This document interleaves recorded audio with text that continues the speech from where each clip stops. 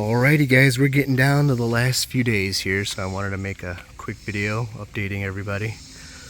I was going to go through and do a montage of where they were and where they are now. This little guy has been in there for about 4, almost 5 years. And we all know Big Sable here, she's trying to open up a leaf before I go. How nice. Sorry, I got a little cold here. Oh, you want to open up before I leave? Big Sable, been there 6 years now. Yep. Trachycarpus, catching up to that Sable. I really think the washi's going to catch up to all of them, but Trachycarpus been there 5 years. Yep. Getting a big old canopy, curving out. Look at that curve. Yep. Camerop's actually starting to straighten, starting to bulk up and straighten out instead of leaning so much that way. This Camerop sat in a pot for a while, and now she's blowing up out here in the dirt. She's loving that clay. And here's my row, Butea capitata. These went in as just like little leaflets, and now they're starting to put out a lot actually. So this row never really quite blew up, but I think they're really established now, especially this one. Look at the spear. It's like a true palm now. So I think those will survive.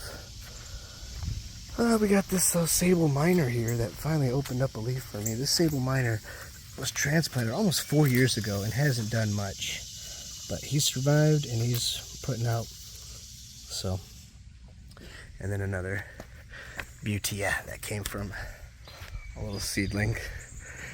And then my gigantic, embarrassing Musabaju. Bigger than my house. That all started from one little plant that I cracked off another one. And then the Robustas. Oops. The twins here, I like to call them, with their little Spanish moss. It's doing pretty good. We've been getting a lot of rain, so the Spanish moss is like thriving.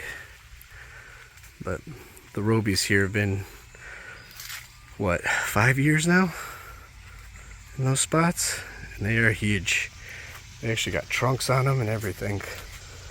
They're doing so good. I mean, they're just massive palm trees. I love them. They're my favorite. No, I didn't say that too loud for you to hear, Sable. Don't worry. And then these guys got trimmed up recently. Those were just tiny little plants from Lowell's. Even these things were tiny little plants from Lowell's. These sapphire cypress. And now they're just huge, giant evergreens. But yeah, let's go over here and check on this side. And we got Canariensis just blown up from a seed. You know, 5 years ago, 6 now. 6 years ago, sat in a pot for 2 years. Same thing with this one. The trunks on these are literally catching up to each other.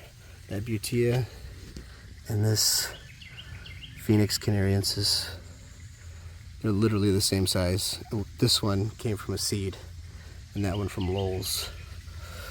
So you could already tell that the Canariensis is much quicker in growth. Yep, and then we got this curved windmill that came from a old rundown bar. I went and took it one night. Yeah, I'm gonna miss these guys, but you know, I'm always gonna come here and check them. I'm always gonna stalk them.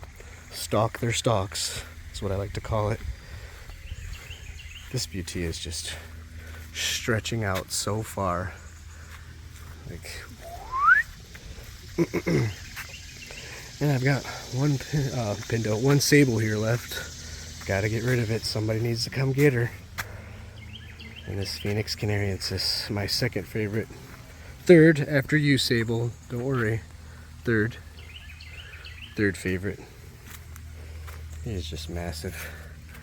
Really starting to get a trunk on him. I'm gonna come back and start cutting them pineapple style. And last but not least, this Sable palmetto that I transplanted that actually survived and starting to really get big. That thing is sturdy. And he is reaching for some light, because he's deep in here. Look how tall that is. He's really reaching. I want some sun. But yeah, I'm gonna come back and always stalk these guys and take care of them, because the new people are gonna want me to trim them up soon. So stay tuned for more palmage. Don't give up on me. We're all in it for the foliage, right guys?